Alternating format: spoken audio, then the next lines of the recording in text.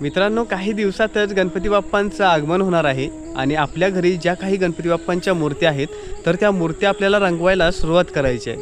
So मित्रांनो, आपल्याकडे खूप छान छान मूर्त्या आहेत आणि त्या पद्धतीमध्ये आपल्याला त्यांना पेंटिंग करायचं आहे. तर आज आईने बाप्पांच्या रंगकामानिमित्त चुलीवरचे उकडीचे मोदक तयार करायला घेतले आणि मोदक खायचे तर आईच्या हातचे, आणि ते जर चुलीवरचे असतील तर एकदम आडस. तर मित्रांनो, बाप्पांच्या आवडीचे मोदक तयार होईपर्यंत आपण आजच्या पेंटिंगला सुरुवात केली.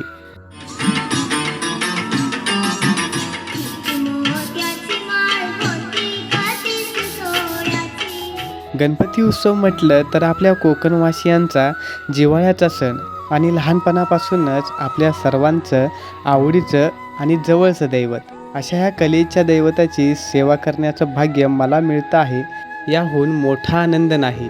तर मित्रांनो, मी जसं पेंटिंग करायला सुरुवात केली तशी आजूबाजूची माणसं आपलं रंगकाम पाहायला येऊ लागलीत. सो मित्रांनो, आजच्या दिवसामध्ये आपण बाप्पांच्या मूर्तीमधील बैठक, शेला, धोतर यामध्ये काम केलं आणि यापुढील जे काही मित्रांनो रिअलिस्टिक काम असणार आहे तर ते तुम्हाला पुढच्या व्लॉगमध्ये पाहायला मिळेल.